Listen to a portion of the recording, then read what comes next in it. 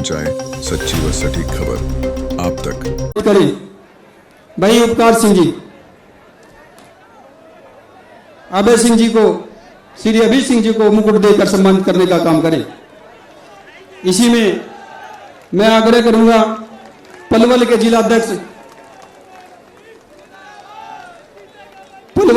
जिलाध्यक्ष श्री नंदराम जी वो आए और आदरणीय श्री आकाश आनंद जी को मुकुट देकर सम्मानित करने का काम करें।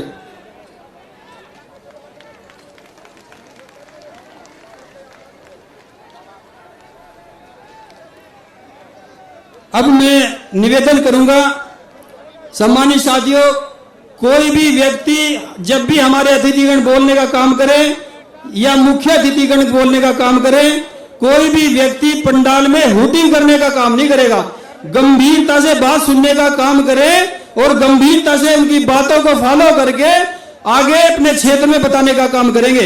मैं निवेदन करूंगा हमारे बीच में इस गठबंधन के होने वाले सीएम आदरणीय बड़े भाई अभय सिंह चौटाला जी वो आए और इस अपने शब्दों से जनसभा को संबोधित करने का काम करें। आदरणीय बड़े भाई अभय सिंह चौटाला जी।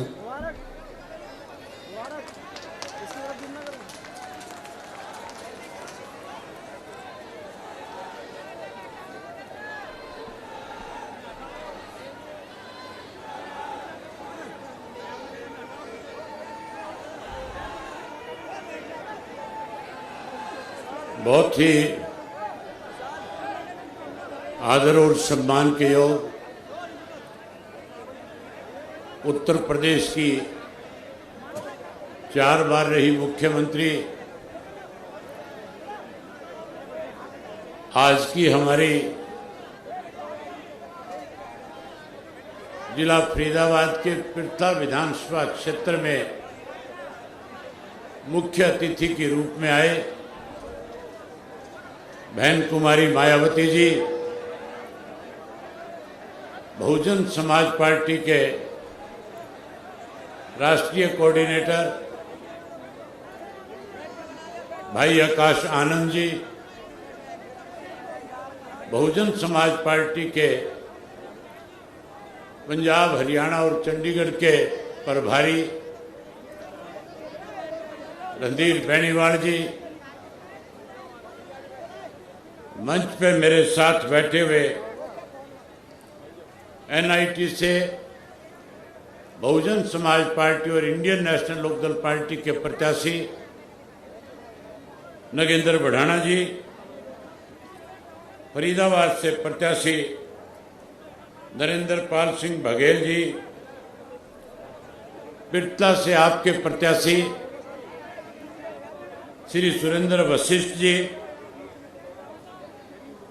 बड़खल से प्रत्याशी मनोज चौधरी जी और तिगावा विधानसभा क्षेत्र से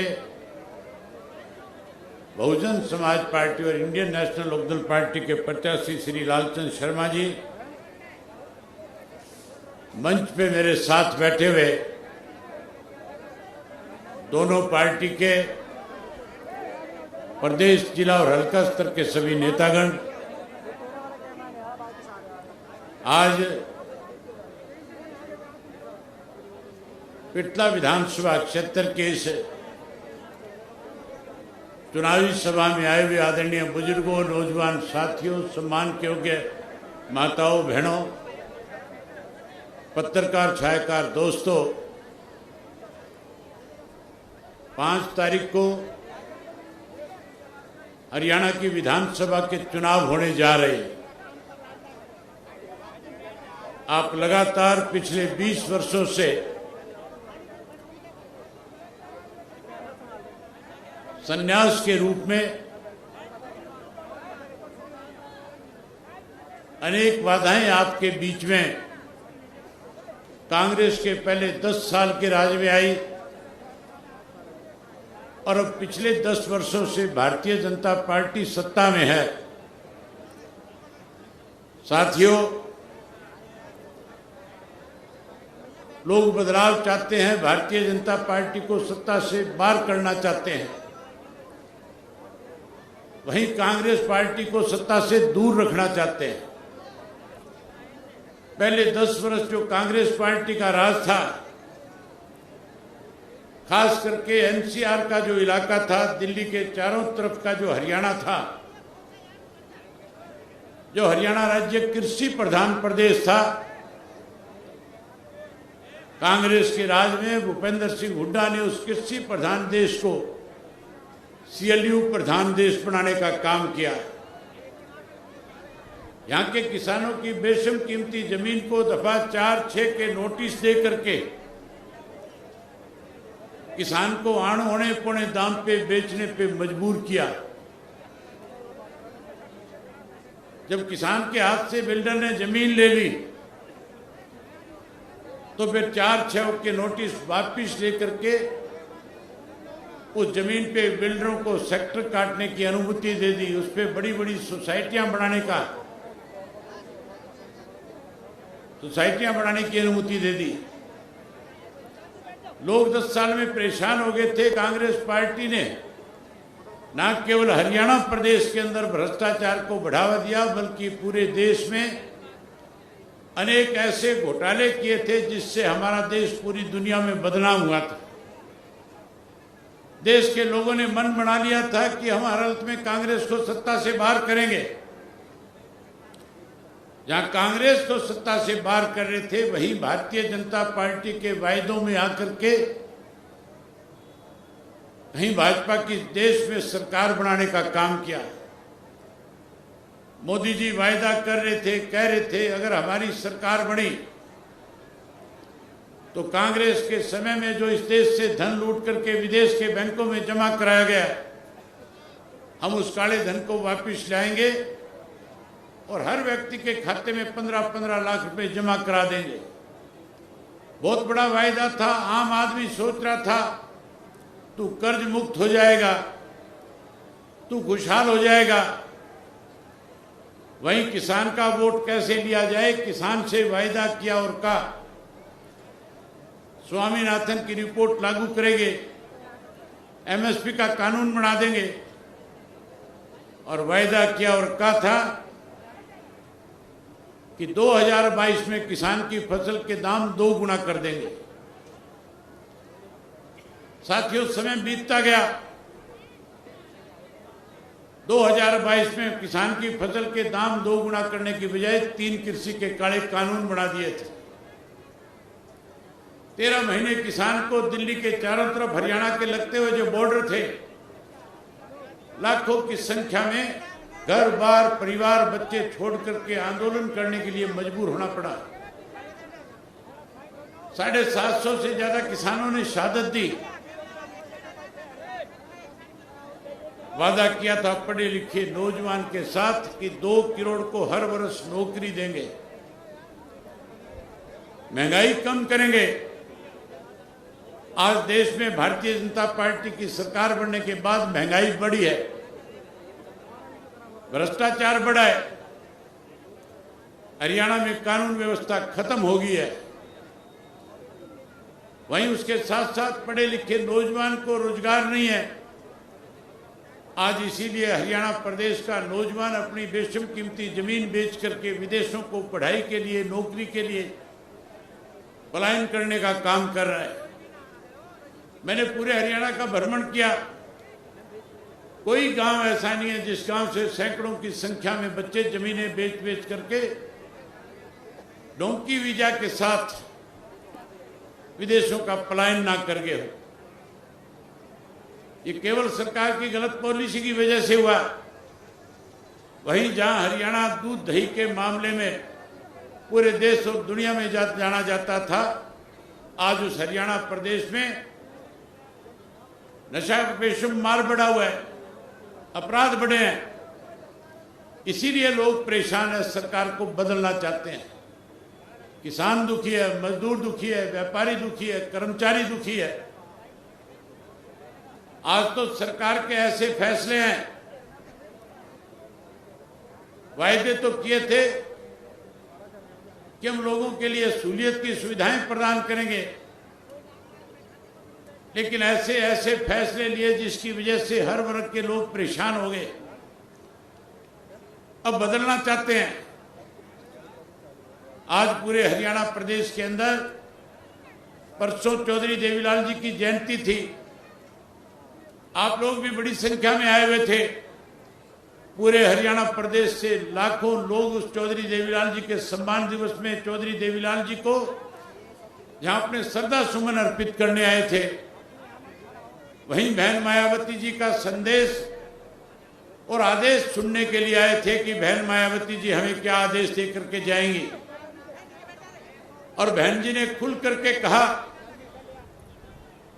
कि अगर आप मजदूर की किसान की सरकार चाहते हो तो फिर एक एक बहुजन समाज पार्टी और इंडियन नेशनल लोकदल पार्टी के कार्यकर्ता को जब तक वोट ना पड़े 5 तारीख तक लगातार लोगों से संपर्क करें, गरीब मजदूर की सरकार बना करके देश में एक मैसेज दें कि जहां हरियाणा प्रदेश का किसान और मजदूर इकट्ठा होकर के, जो किसान इस देश का अन्नदाता है, जो मजदूर इस देश का निर्माता है, अगर हम देश का निर्माण कर सकते हैं, हम देश को अन्नदाता के रूप में अन्न दे करके भंडारण भर सकते हैं, तो फिर देश के अंदर मजदूर और किसान की सरकार क्यों नहीं बना सकते। अब सही समय आ गया साथियों मजदूर और किसान की सरकार बनाने का। साहब श्री काशीराम जी ने और आदरणीय चौधरी देवीलाल जी ने सारी उम्र कैसे गरीब आदमी का, कमजोर आदमी का, कमेरे वर्ग के लोगों का, किसान का उत्थान हो, इसके लिए उन्होंने पूरा जीवन संघर्ष किया। देश की आजादी के बाद जहां देश आजाद हो गया था, वहां किसान और मजदूर को देश के अंदर सत्ता में बैठे लोगों ने फिर से गुलाम बनाने का काम किया था। कैसे उनकी उस गुलामी से उनको मुक्ति मिले, उसके लिए पहले साहब काशीराम जी ने, चौधरी देवीलाल जी ने संघर्ष किया और उसके बाद उत्तर प्रदेश के अंदर सबसे बड़ा बदलाव अगर किसी ने लाने का काम किया, जहां गरीब का सबसे ज्यादा शोषण होता था, अगर उनके गरीब आदमी को कैसे सत्ता तक पहुंचाया जाए, इसके लिए अगर किसी ने संघर्ष किया, किसी ने जागृति पैदा करी, तो आज आपके बीच में बैठ करके आपको संदेश देने के लिए आई हुई बहन मायावती जी थी। और हरियाणा प्रदेश में गरीब की अगर किसी ने मदद करी, अगर किसान को किसी ने न्याय दिलाया, तो उस शख्स का नाम चौधरी ओम प्रकाश चौटाला है। चौधरी ओम प्रकाश चौटाला ने अनेक कमजोर वर्ग के लोगों को, जिनको राजनीतिक तौर पे अस्थिर किया हुआ था, उनको राज्यसभा में, विधानसभा में भेज करके उनकी अपनी ताकत बढ़ाने का काम किया था। आज साथियों फिर समय आ गया, आज फिर मौका है। ये कांग्रेस और भारतीय जनता पार्टी जो दो मुही सांप है, एक नागनाथ है, एक सांपनाथ है, इसको कुचलने का समय आ गया। इसको कुचलने के लिए आपको लाठी उठाने की जरूरत नहीं। इसको कुचलने के लिए केवल 5 तारीख को जहां बीएसपी और इंडियन नेशनल लोकदल पार्टी की तरफ से बीएसपी का उम्मीदवार है, वहां हाथी के सामने का बटन दबा देना, ये दोनों अपने आप मारे जाएंगे, खत्म हो जाएंगे। जहां इंडियन नेशनल लोकदल पार्टी का और बहुजन समाज पार्टी का इंडियन नेशनल लोकदल का प्रत्याशी है, वहां ऐनक के सामने का बटन दबा करके इन दोनों को मारने का काम करना। जहां इन दोनों को दबाओगे, मारोगे, वहीं साथियों पहले भी चौधरी देवीलाल ने आपको अनेक सुविधाएं प्रदान करी। फिर चौधरी ओम प्रकाश चौटाला जब इस प्रदेश के मुख्यमंत्री बने, उन्होंने सरकार आपके द्वार कार्यक्रम के तहत पूरे प्रदेश के अंदर सड़कों का जाल बिछाया। गांव-गांव में पीने के पानी के बंदोबस्त के लिए आपके घर तक टुंटी पहुंचाई, वाटर वर्क्स लगाए। वहीं उसके साथ साथ गांव में पीएचसी, सीएचसी, डिस्पेंसरी बना करके आपको स्वास्थ्य सेवाएं प्रदान करी। गांव-गांव के अंदर स्कूल अपग्रेड किए ताकि हमारे बच्चों को बाहर दूर दराज पढ़ने के लिए जाना ना पड़े। आज इस सरकार ने स्कूल बंद कर दिए, स्वास्थ्य केंद्र बंद कर दिए, सड़कें टूटी पड़ी है, बेहाल है, बिजली महंगी हो गई, पीने का स्वच्छ पानी नहीं है। आज बीजेपी के लोग, कांग्रेस के लोग इश्तेहार देते हैं, वायदे करते हैं, लेकिन साथियों सत्ता में आने के बाद ना भाजपा ने अपना मैनिफेस्टो लागू किया, ना कहीं बीजेपी ने आपको सुविधाएं प्रदान करी। अगर मैनिफेस्टो किसी ने लागू किया हुआ वायदा पूरा किया तो हरियाणा में इंडियन नेशनल लोकदल पार्टी ने किया। और उदाहरण है आपके सामने बहन जी, आपके साथ सटा हुआ उत्तर प्रदेश है। किस तरह से बहन जी के राज में उत्तर प्रदेश के अंदर किसान खुशहाल था, किस तरह से अपराध खत्म किया गया था, अपराधी यूपी छोड़ करके भाग गए थे।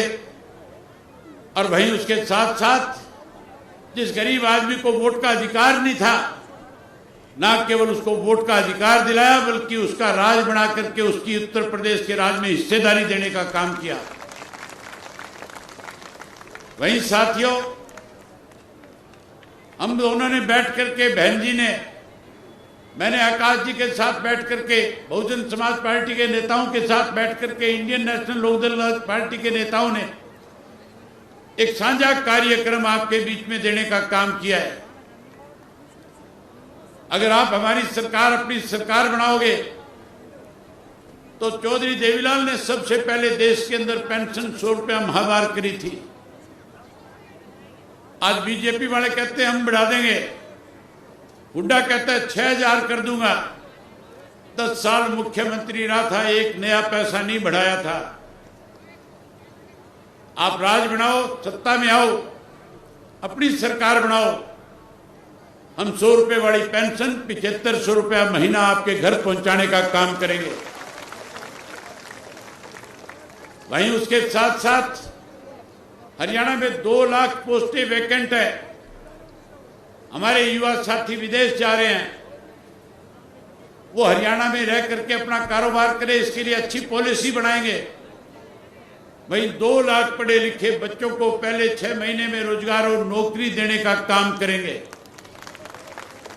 जहां 2 लाख को नौकरी देंगे, वहीं जो कोई नौकरी से वंचित रह जाएगा उसे मायूस नहीं होने वायदा किया था और कहा था चूल्हे से मुक्ति दिलाऊंगा, गैस का कनेक्शन घर घर पहुंचाऊंगा, गैस का सिलेंडर मुफ्त दूंगा। गैस अगर सस्ती मिलती थी तो हमारे राज में 2100 रुपये, 250 रुपये का गैस का सिलेंडर आपको दिया जाता था। कांग्रेस के राज में महंगा हुआ, भाजपा ने 1200 रुपये का कर दिया। आप सरकार बनाओ, हमारे दोनों पार्टियों का फैसला है, महीने की 1 तारीख को गैस का सिलेंडर आपके घर में सरकार की तरफ से मुफ्त आपके पास आया करेगा। वहीं 1100 रुपये साथ में देंगे ताकि आपको रसोई के खर्च के लिए घर के किसी व्यक्ति के सामने हाथ ना फैलाना पड़े। वहीं गरीब आदमी को पहले 100 गज का प्लाट अगर किसी ने मुहैया कराया तो चौधरी ओम प्रकाश चौटाला ने दिया था। अब जिसके पास अपनी छत नहीं है, जो भूमिहीन है, उसे चिंता करने की जरूरत नहीं। आपकी सरकार बनने के बाद 100 गज का प्लाट और 2 पक्के मकान चौधरी देवीलाल आवास योजना के तहत बना करके देने का काम करेंगे। वहीं ओल्ड पेंशन स्कीम लागू करेंगे और उसके साथ साथ हरियाणा प्रदेश के हर नागरिक को पीने का स्वच्छ पानी मिले, पानी का पैसा ना लगे। हम आपको पीने का स्वच्छ पानी मुफ्त में मुहैया कराने का काम करेंगे। साथियों, जहां पानी मुफ्त देंगे, बिजली मुफ्त देंगे, हमारे बच्चों को अच्छी शिक्षा मिले, इसके लिए अच्छे स्कूल बनाएंगे। गांव के अंदर ऐसे स्कूल बना करके देंगे कि शहर के बच्चे गांव के स्कूल में पढ़ने आएंगे, शिक्षा मुफ्त देंगे। वहीं उसके साथ साथ स्वास्थ्य सेवाएं कोई 5 लाख की कहता है हम देंगे, कोई 10 लाख के आयुष्मान कार्ड की बात करता है, कांग्रेस वाले कहते हैं 20 लाख करेंगे। ये सारे वायदे कांग्रेस जो आज आपके सामने कर रही है, इन्होंने राजस्थान के लोगों के साथ किए थे। जब इनकी सरकार थी वायदे पूरे नहीं किए, छत्तीसगढ़ में किए, मध्य प्रदेश में किए। वायदे पूरे ना करने की वजह से लोगों ने उनको नकारने का काम किया। आज हरियाणा प्रदेश में भी इस तरह के वायदे करके कहीं ना कहीं आपको लुभाने की कोशिश करते हैं। आप Bahujan Samaj party, Indian National Lokdal party को सत्ता में लाओ, परमात्मा ना करे हरियाणा का कोई व्यक्ति बीमार हो। हम तो समस्त हरियाणा देखना चाहते हैं। चौधरी देवीलाल की सोच थी कि हरियाणा सबसे ज्यादा ताकतवर राज्य बने, सबसे मजबूत राज्य बने और हरियाणा देश के अंदर नंबर 1 राज्य बने। अगर कोई बीमार होगा चिंता करने की जरूरत नहीं होगी, इलाज चेक कहीं कराओगे, सारा पैसा हरियाणा प्रदेश की सरकार वहन करने का काम करेगी, 1 पैसा आपका खर्च नहीं होगा। साथियों, मन बहुत था आपके साथ बहुत सारी बातें करूं, लेकिन मजबूरी है, मुझे भी वापस सरसा जाना है, वहां के कार्यक्रम है और बहन जी भी काफी समय पहले आ गए थे। मैं इनसे पहले पहुंचना चाहता था, मैं इनसे इस बात के लिए माफी चाहता हूं।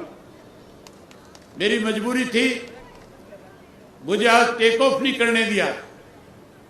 वहां पे एयरफोर्स वालों की कोई एक्सरसाइज चल रही थी। कल वहां प्राइम मिनिस्टर ने आना है, इसलिए उड़ने में देरी होगी, इसलिए आपके बीच में लेट आया हूं। मैं आपका और समय जाया ना करके आपसे केवल ये आग्रह करूंगा कि अगर आप चाहते हो मजदूर और किसान का राज बने, तो फिर 5 तारीख तक जो बातें मैंने आपके सामने कही है, जो बहन जी संदेश आपको दे, वो संदेश जन जन तक पहुंचाना। 25 तारीख को चौधरी देवीलाल के सम्मान दिवस के ऊपर लाखों लोगों ने इकट्ठे होकर के देश के अंदर एक मैसेज दे दिया कि हरियाणा प्रदेश में अगली सरकार बहुजन समाज पार्टी और इंडियन नेशनल लोकदल पार्टी की बनने जा रही है। आज आपने भी इतनी बड़ी संख्या में आकर के, मैं प्रेस के साथियों से कहूंगा, चाहे राहुल गांधी की मीटिंग हो और चाहे प्राइम मिनिस्टर की मीटिंग हो, सब जगह पे ढो करके लोग लाए जाते हैं। ये सब गरीब मजदूर और किसान के बच्चे हैं, सब अपनी मर्जी से चल करके आए हैं। ये बदलाव की बहुत बड़ी निशानी है। मैं आपसे एक बारी पत्रकार साथियों से कहूंगा, आप अपने कैमरों का मुंह पीछे की तरफ करें और आपसे कहूंगा कि एक बारी हाथ खड़ा करके कहो कि हम बदलाव लाएंगे, हम अपनी सरकार बनाएंगे। एक बार जोर से बोल को कहो कि हम अपनी सरकार बनाएंगे। बहुत धन्यवाद आपका।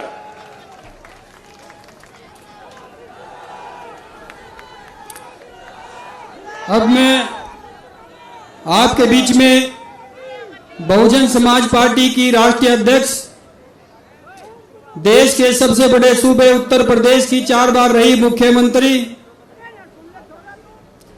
इस देश के मजलूमों, पीड़ितों, गरीबों, शोषितों की मसीहा, सर्वे समाज के मान और सम्मान की प्रतीक आदरणीय बहन कुमारी मायावती जी से निवेदन पूर्वक आग्रह करूंगा कि आए और अपने शब्दों से इस जनसभा को संबोधित करने का काम करें। आदरणीय बहन कुमारी मायावती जी।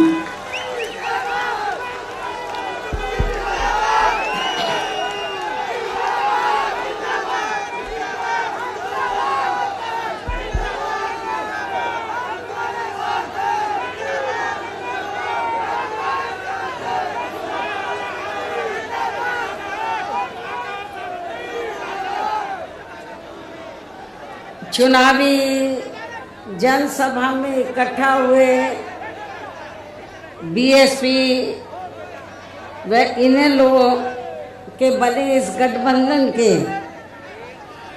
सभी छोटे बड़े पदाधिकारी, नेता एवं कार्यकर्तागण, आज आप लोग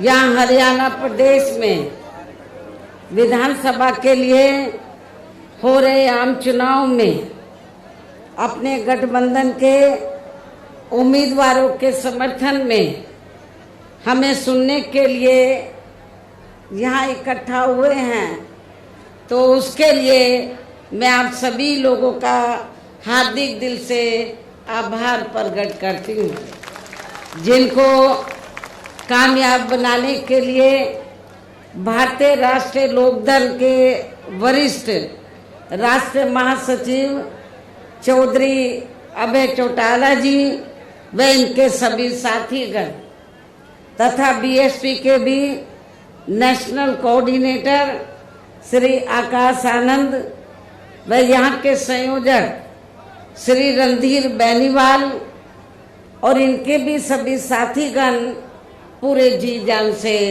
लगे हैं। और अब मैं आप लोगों का ध्यान यहाँ हरियाणा प्रदेश में विधानसभा के लिए हो रहे आम चुनाव में अपने इस बने गठबंधन की सरकार बनाने को लेकर कुछ जरूरी बातों की तरफ दिलाना चाहती हूँ। और इस संबंध में हमारी पार्टी का ये कहना है कि अपने देश को आज़ाद हुए व भारतीय संविधान को भी लागू हुए अब वर्षों बीत चुके हैं, और इस लंबी अवधि में केंद्र व आपके हरियाणा प्रदेश में भी विभिन्न विरोधी पार्टियों की सरकारें रही हैं।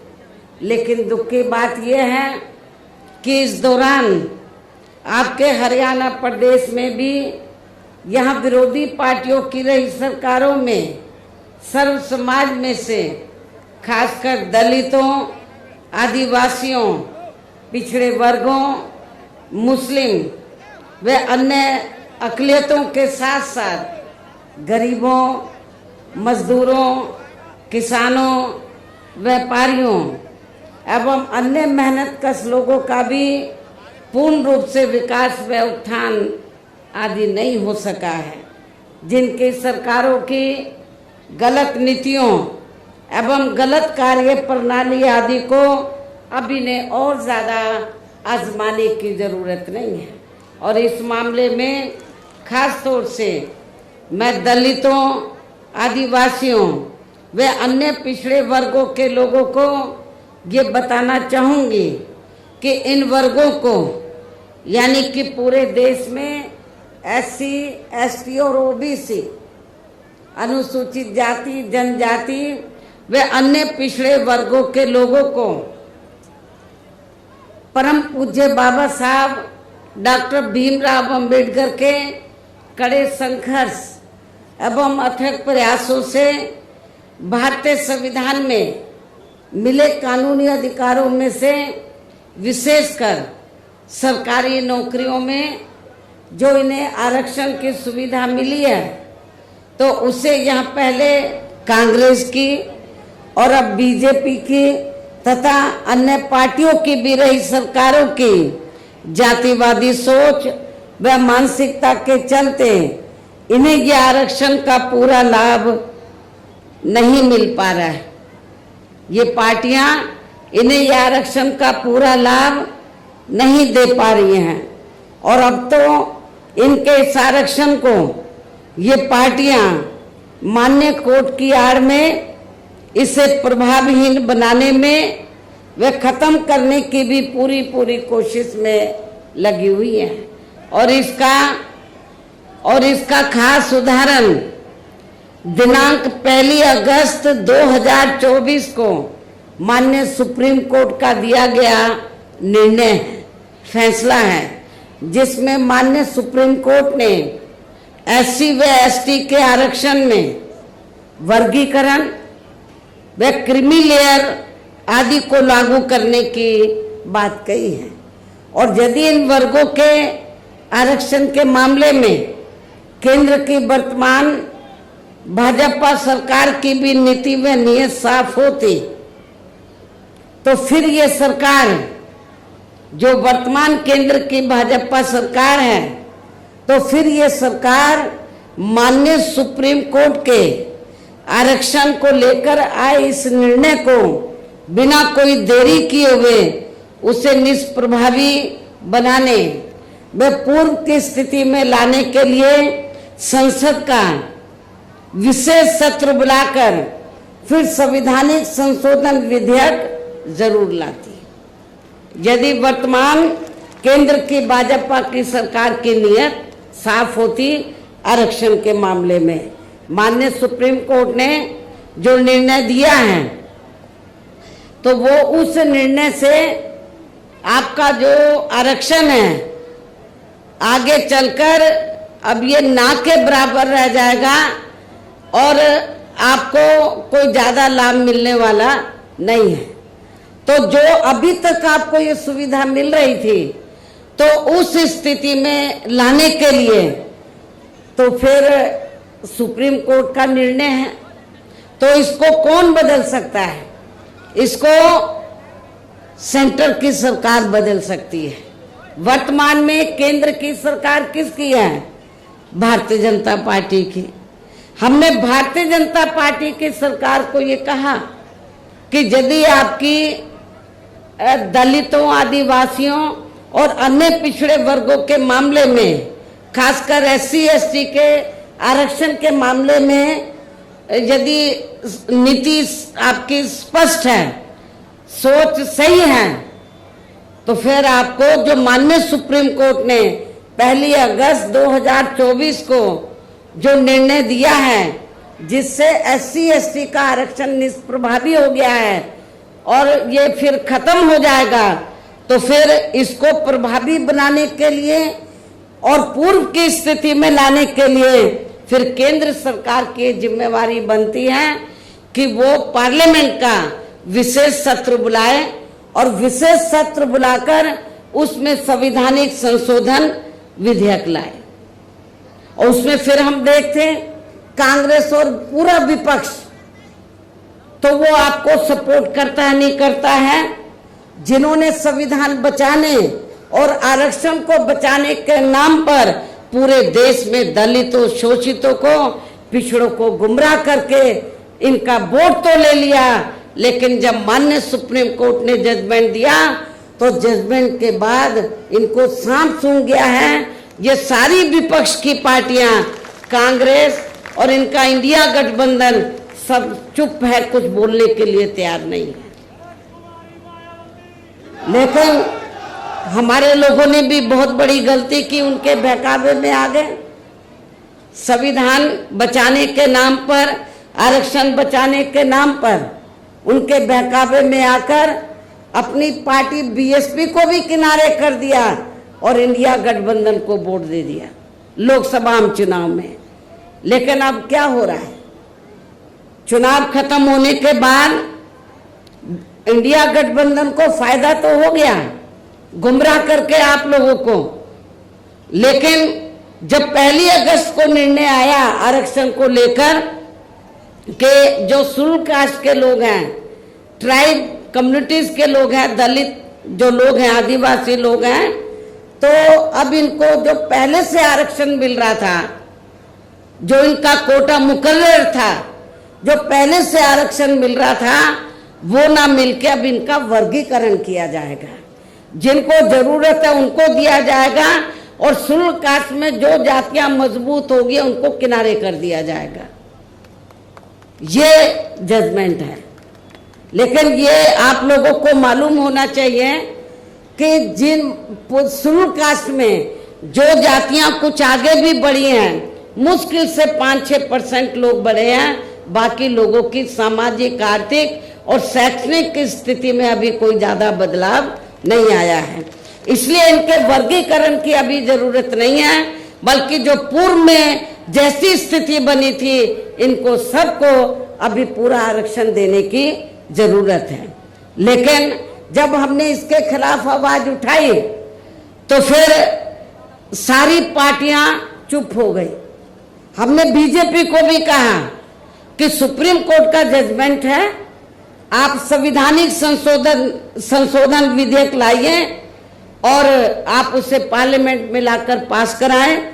हम अपोजिशन को भी देखेंगे, इंडिया गठबंधन को भी देखेंगे कि वो आपको सपोर्ट करता है नहीं करता है। तो जो बीजेपी की सरकार है सेंटर की, वो संवैधानिक संशोधन विधेयक अभी तक नहीं लाई है, अपोजिशन चुप है। तो ऐसी स्थिति में आप लोग एक बार तो धोखा खा गए, इनके बहकावे में आ गए इंडिया गठबंधन के, कांग्रेस के, और आप लोगों ने वोट दे दिया कि हम संविधान बचाएंगे, आरक्षण बचाएंगे। जब माननीय सुप्रीम कोर्ट ने आपके आरक्षण पर चोट मारी तो ये सारी पार्टियां चुप हो गई। ये कहती तो हैं कि हम आरक्षण के पक्ष में हैं, लेकिन माननीय सुप्रीम कोर्ट ने जो जजमेंट दिया उसको लेकर ये कुछ भी बोलने के लिए तैयार नहीं है। इतना ही नहीं, बल्कि इसके लिए कांग्रेस व इनके इंडी गठबंधन ने अभी तक भी केंद्र सरकार पर कोई दबाव नहीं बनाया है, और ऐसा करना तो बहुत दूर की बात रही, बल्कि इन्होंने माननीय सुप्रीम कोर्ट के इस निर्णय पर अभी तक कुछ भी खुलकर नहीं बोला है। और इस मामले में केंद्र की भाजपा सरकार व अधिकांश सभी विरोधी पार्टियां अभी तक भी चुप्पी साधे हुए हैं। यहाँ मैं ये भी बता देना चाहती हूँ कि माननीय सुप्रीम कोर्ट ने SC/ST आरक्षण में वर्गीकरण करने और क्रीमी लेयर को भी लागू करने का ये कार्य अब राज्य सरकारों के ऊपर ही छोड़ दिया है। अब ये राज्य सरकारों के ऊपर ही छोड़ दिया है, जो अब अपने हिसाब से इसका पूरा राजनीतिक फायदा भी उठाएंगे। साथ ही इसकी आड़ में इन वर्गों को बांटकर इन्हें आपस में ही लड़ाएंगे। अर्थात अब ये पार्टियां फूट डालो वे राज करो की नीति का भरपूर फायदा उठाएंगी इस जजमेंट की आड़ में। जबकि संविधान के मुताबिक अभी तक क्या था ये जजमेंट आने से पहले, जबकि संविधान के मुताबिक किस जाति को SC व ST की सूची में शामिल करना है या नहीं करना है, तो इसका ये अधिकार अभी तक केवल संसद, किसको था, पार्लियामेंट को था, संसद व माननीय राष्ट्रपति जी को ही दिया हुआ था संविधान के मुताबिक, जिसे 1 अगस्त 2024 को माननीय सुप्रीम कोर्ट के आए निर्णय के जरिए इसे अब वापस लेकर सीधे ही राज्य सरकारों को दे दिया है, जिससे अब इन वर्गों के साथ काफी ज्यादती होगी।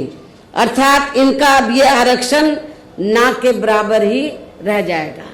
दलितों का, आदिवासियों का जो आरक्षण है वो ना के बराबर ही रह जाएगा।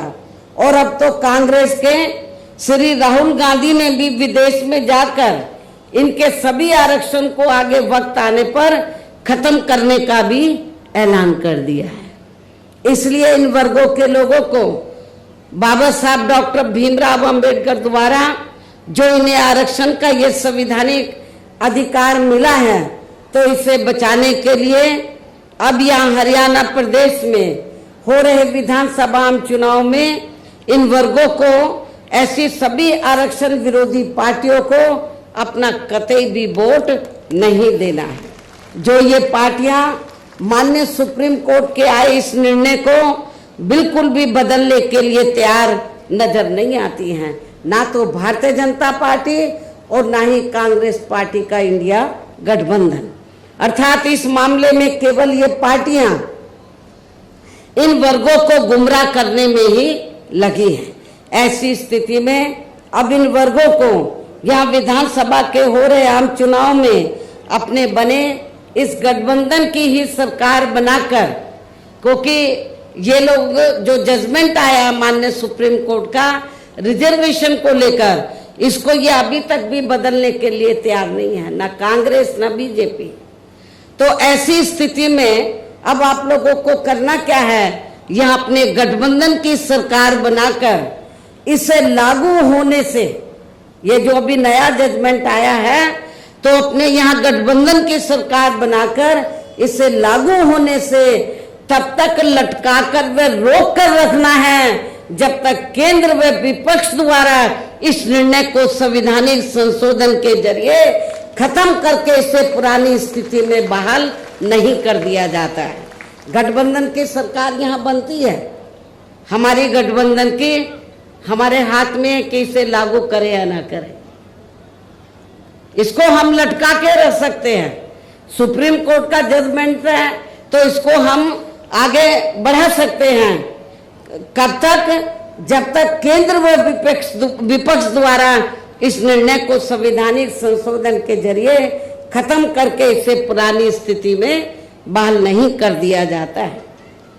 इसलिए ऐसी स्थिति में अब आपको एक तरफा अपना वोट केवल बीएसपी व इन्हें लोग के बने अपने इस गठबंधन को ही देना है, ताकि सत्ता में आकर यहाँ आपके स्टेट में माननीय सुप्रीम कोर्ट के इस निर्णय पर कुछ हद तक अंकुश लगाया जा सके। इतना ही नहीं बल्कि केंद्र व राज्यों में कांग्रेस, बीजेपी व अन्य जातिवादी पार्टियों की रही सरकारों ने इनका आरक्षण का कोटा अभी तक भी पूरा नहीं भरा है, जिससे फिर अंत में किसी न किसी रूप में सामान्य वर्गों को ही दे दिया जाता है। जबकि उत्तर प्रदेश में जब हमारी पार्टी की सरकार बनी, हमने विशेष अभियान चलाकर इस आरक्षण के कोटे को हमने पूरा कराया था।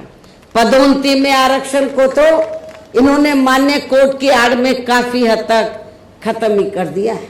इसके साथ ही केंद्र व राज्यों की भी सरकारों द्वारा इन वर्गों के लोगों को प्राइवेट सेक्टर में आरक्षण दिए जाने की व्यवस्था किए बिना ही इनके ज्यादातर सरकारी कार्य अब यहाँ प्राइवेट सेक्टर के जरिए ही देश के अधिकांश बड़े बड़े पूंजीपतियों व धन्ना सेठों को ही दिए जा रहे हैं, जिसके कारण आपके यहाँ हरियाणा प्रदेश सहित पूरे देश में अब इन वर्गों के लोगों को आरक्षण का बहुत कम ही लाभ मिल पा रहा है, क्योंकि प्राइवेट सेक्टर में आरक्षण की व्यवस्था नहीं है। और इससे अब पूरे देश में दलितों व आदिवासियों के साथ साथ अन्य पिछड़े वर्गों को भी काफी ज्यादा नुकसान हो रहा है। जबकि अन्य पिछड़े वर्गों के लोगों को ये भी मालूम होना चाहिए, इन्हें मंडल कमीशन की रिपोर्ट के तहत आरक्षण की ये सुविधा केंद्र में कांग्रेस पार्टी की रही सरकार में नहीं मिली है, बल्कि बीएसपी के कड़े संघर्ष एवं अथक प्रयासों से केंद्र में रही श्री बीपी सिंह की सरकार में ही मिली है। हमें काफी स्ट्रगल करना पड़ा, जिसका भी अब यहाँ जातिवादी विरोधी पार्टियों की चल रही सरकारें इन्हें पूरा लाभ नहीं दे पा रही हैं। इसके साथ ही श्री बीपी सिंह की सरकार में ही इन वर्गों के मसीहा परम पूज्य बाबा साहब डॉक्टर भीमराव अम्बेडकर को भी यहाँ भारत रत्न की उपाधि से सम्मानित किया गया है। जब बीपी सिंह की सरकार थी तो तभी बाबा साहब को भारत रत्न की उपाधि से सम्मानित किया गया था, जिसके लिए वो हर प्रकार से पात्र भी थे।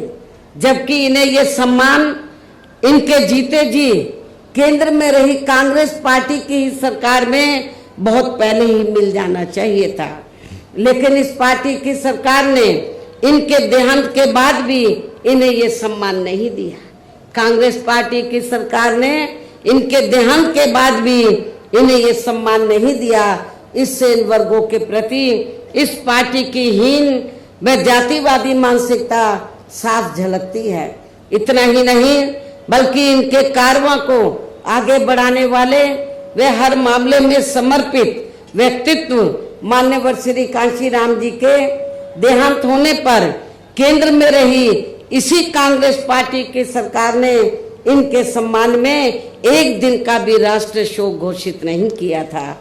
इसके साथ ही इन वर्गों के लोगों को जुल्म जाति से निजात दिलाने के लिए जो भी यहाँ नियम व कानून आदि बने हैं, तो उन पर भी केंद्र व राज्यों की सरकारें सही से अमल नहीं कर पा रही है, जिससे अब यह खासकर दलितों, आदिवासियों व अन्य पिछड़े वर्गों के ऊपर शोषण करने वालों का मनोबल और भी ज्यादा बढ़ रहा है।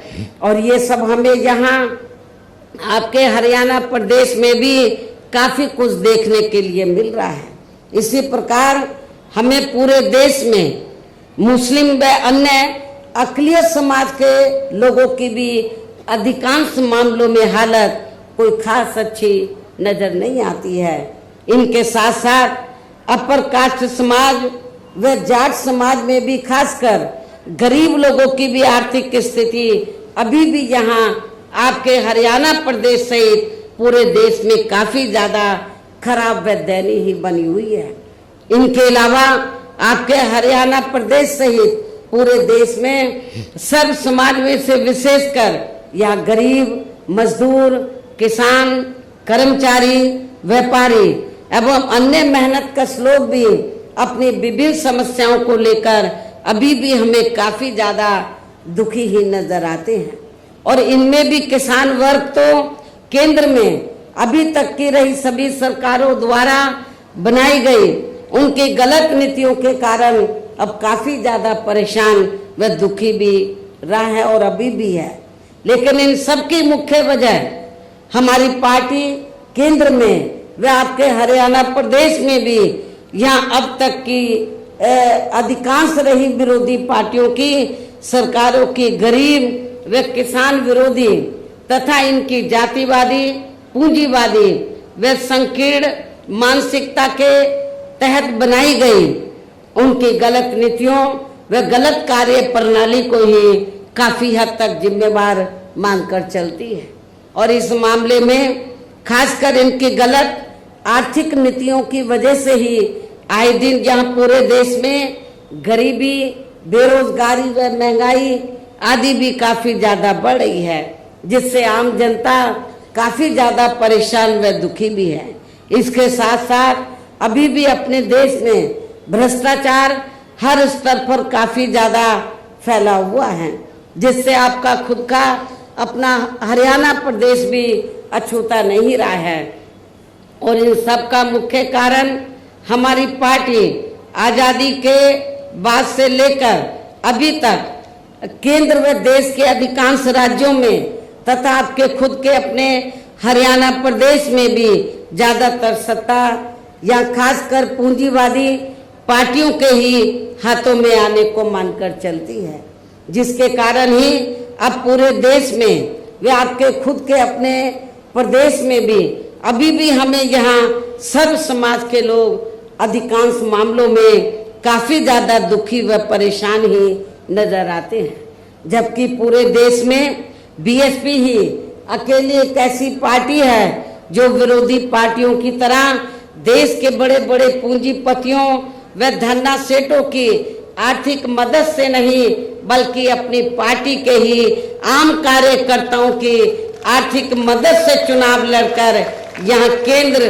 व राज्यों की भी सत्ता में आना चाहती है, ताकि हमारी पार्टी सत्ता में आने के बाद फिर बिना किसी दबाव के वे आजाद होकर सर्व समाज के लोगों की सभी समस्याओं का समाधान करके उन्हें हर मामले में वे हर स्तर पर यह खुशहाल बना सके। और इसी आधार पर चलकर ही आबादी के हिसाब से देश के सबसे बड़े प्रदेश उत्तर प्रदेश में, आपका पड़ोसी राज्य है उत्तर प्रदेश, तो देश के सबसे बड़े प्रदेश उत्तर प्रदेश में 4 बार हमारी पार्टी ने अपने नेतृत्व में वहां सरकार भी बनाई है। और हमने अपनी सभी चारों रही सरकारों में अपनी पार्टी की विचारधारा एवं सिद्धांतों के तहत चलकर वैसे तो वहां सर्व समाज के हितों का पूरा ध्यान रखा है, लेकिन सभी मामलों में प्राथमिकता पहले हमने वहां सर्व समाज में से विशेषकर उन दलितों, आदिवासियों, पिछड़े वर्गों व अकलियत समाज को दी है तथा अन्य समाज में से गरीब एवं असहाय लोगों को ही दी है, जिनकी यहाँ हर मामले में व हर स्तर पर सभी विरोधी पार्टियों की रही सरकारों में उनकी हीन, जातिवादी, संकीर्ण व पूंजीवादी सोच होने के कारण काफी ज्यादा उपेक्षा की गई है। इसके साथ साथ हमने उत्तर प्रदेश में, आपको मैं ये बताना चाहती हूँ कि हमने उत्तर प्रदेश में गरीब एवं बेरोजगार लोगों को दूसरी पार्टियों की रही सरकारों की तरह मामूली सा बेरोजगारी भत्ता न देकर उन्हें बड़ी तादाद में सरकारी एवं गैर सरकारी क्षेत्रों में स्थायी रोजगार भी उपलब्ध कराए। इसके साथ ही गरीब भूमिहीन लोगों को खेती करने के लिए उन्हें फ्री सरकारी जमीन भी दी है। और जो गरीब आवासहीन लोग थे तो सरकारी खर्चे से उनके हमने 2-2 कमरों के पक्के मकान भी बनाकर दिए हैं और वहां पर सभी सुविधाओं का प्रबंध भी किया है, हॉस्पिटल का, स्कूल्स का, और भी जो जरूरी आपकी जरूरतें हैं तो उनका हमने वहां पर प्रबंध भी किया है, जिससे वहां लाखों गरीब लोगों को काफी ज्यादा फायदा पहुंचा है। शहरों व देहातों को भी विकसित किया गया है। आप लोगों को ये मालूम है कि शहरों और देहातों में जहाँ वीकर सेक्शन के कमजोर तबके के लोग रहते हैं वहां घुसते ही मालूम पड़ जाता है कि यहाँ पर अपने समाज के लोग रहते हैं। इतनी खराब हालत होती है, क्योंकि जो पार्टियां अभी तक सत्ता में रही तो उन्होंने आपकी बस्तियों को डेवलप नहीं किया, लेकिन जब हमारी सरकार बनी तो हमने देहातों को डॉक्टर अंबेडकर ग्राम विकास योजना के तहत और शहरों में दलित बस्तियों को मान्यवर श्री कांशीराम जी शहरी समग्र विकास योजना के तहत उनको डेवलप किया, विकसित किया। इसके अलावा हमारी पार्टी की रही सरकार ने वहां विभिन्न क्षेत्रों में लगे लोगों के साथ साथ छात्रों, युवाओं, महिलाओं व बुजुर्गों आदि के हितों में भी अनेकों महत्वपूर्ण व ऐतिहासिक कार्य किए हैं, जिनसे उन्हें काफी ज्यादा लाभ पहुंचा है। किसानों की भी अधिकांश समस्याओं का काफी हद तक समाधान किया गया है तथा उनकी फसलों का भी उन्हें समय से उचित दाम दिया गया है। इतना ही नहीं बल्कि हमने उत्तर प्रदेश में सर्व समाज के लोगों के ऊपर किसी भी प्रकार की कोई जुल्म जाति आदि भी नहीं होने दी है और वीकर सेक्शन का हमने विशेष ध्यान रखा है। बल्कि हमारी पार्टी की रही सरकार ने वहां जुल्म जाति करने वाले लोगों को बिना कोई देरी किए हुए उन्हें तुरंत ही जेल की सलाखों के अंदर भेजा है, जहां मेरी सरकार में उनकी सही व असली जगह होती है, जिसकी यहाँ आपके प्रदेश में भी काफी अब सख्त जरूरत है। इसके साथ ही हमारी पार्टी की रही सरकार ने अपने देश में दलित एवं अन्य पिछड़े वर्गों में समय समय पर जन्मे यहाँ महान संतों, गुरुओं व महापुरुषों में भी खासकर महात्मा ज्योतिराव फूले, श्री छत्रपति शाहू जी महाराज, श्री नारायणा गुरु, बाबा साहब डॉक्टर भीमराव अंबेडकर एवं मान्यवर श्री कांशीराम जी आदि को भी विभिन्न रूपों में पहली बार वह पूरा आदर सम्मान दिया है, जिन्हें विरोधी पार्टियों के लोग अभी तक भी आसानी से पचा नहीं पा रहे हैं। इस प्रकार से उत्तर प्रदेश में हमारी पार्टी ने अपने सभी चारों रहे शासन काल के दौरान वह हर मामले में व हर स्तर पर सर्व समाज के लोगों को काफी बेहतरीन सरकार दी है। और यदि आप लोग भी यहाँ अपने हरियाणा प्रदेश में गरीबों, किसानों व आम जनहित के तथा विशेषकर कमजोर एवं उपेक्षित वर्गों के हितों में ऐसे ही कार्य करना चाहते हैं, इसके साथ ही आपके प्रदेश की जनहित से जुड़ी जो भी यहाँ स्थानीय समस्याएं हैं तो उन्हें भी आप दूर करना चाहते हैं, तो फिर आप लोगों को भी उत्तर प्रदेश की तरह ही यहाँ अपने हरियाणा प्रदेश में भी अपने इस बने गठबंधन की ही सर्वजन हिताय व सर्वजन सुखाय की नीतियों पर आधारित ही सरकार बनानी होगी, जिसके लिए अब आप लोगों को यहाँ अपने हरियाणा प्रदेश में विधानसभा के लिए हो रहे आम चुनाव में अपने गठबंधन का ही बेहतर रिजल्ट लाना होगा। इसके साथ साथ आप लोगों को वोट पड़ने तक यहाँ की सत्ताधारी पार्टी व अन्य सभी विरोधी पार्टियों के साम दाम दंड भेद आदि हथकंडों से भी जरूर सावधान रहना है। और इस मामले में खासकर आप लोगों को विरोधी पार्टियों के जारी किए गए उनके हवाई व प्रलोभन भरे चुनावी घोषणा पत्रों आदि के बहकावे में भी कतई नहीं आना है, जिन्हें ये पार्टियां सत्ता में आने के बाद अधिकांश अमल में नहीं लाती हैं, जिस पर से अब जनता का काफी हद तक विश्वास ही उठ गया है। इसलिए हमारी पार्टी किसी भी चुनाव में अपना कोई भी चुनावी घोषणा पत्र आदि जारी नहीं करती है।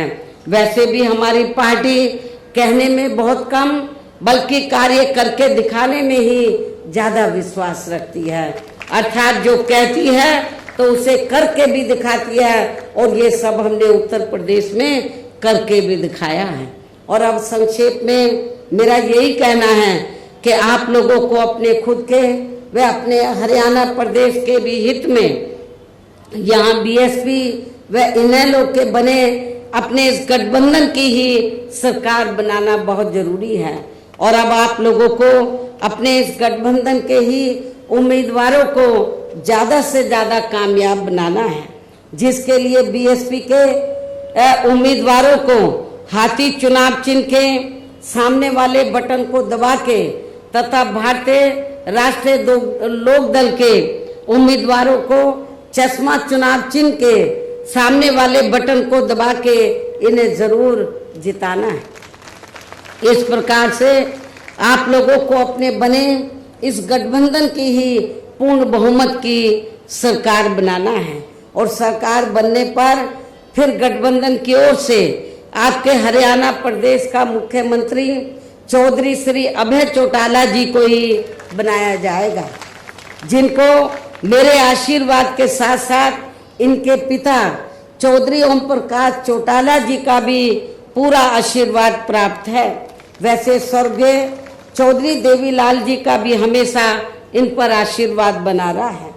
इनके साथ साथ गठबंधन की ओर से बीएसपी का एक डिप्टी सीएम दलित वर्ग का तथा दूसरा डिप्टी सीएम अन्य पिछड़ा वर्ग या अपर कास्ट समाज में से ही बनाया जाएगा। और ये दोनों डिप्टी सीएम कौन होंगे, इसका फैसला इस चुनाव का नतीजा आने के बाद ही किया जाएगा। इन्हीं जरूरी बातों के साथ ही अब मैं आप सभी लोगों से अपने बने इस गठबंधन के अधिकांश उम्मीदवारों को जिताकर अपनी यह गठबंधन की ही सरकार जरूर बनाना है। इस उम्मीद के साथ ही अब मैं केंद्र सरकार से देश में जातीय जनगणना कराने के लिए भी विशेष अनुरोध करती हूँ, जिसको पहले केंद्र में रही कांग्रेसी सरकार ने और अब वर्तमान में चल रही बीजेपी की सरकार ने भी इसे अभी तक भी लटका के रखा हुआ है, जो उचित नहीं है। इसके लिए भी इनसे विशेष आग्रह के साथ ही अब मैं अपनी बात यही समाप्त करती हूँ। धन्यवाद। जय भीम व जय भारत।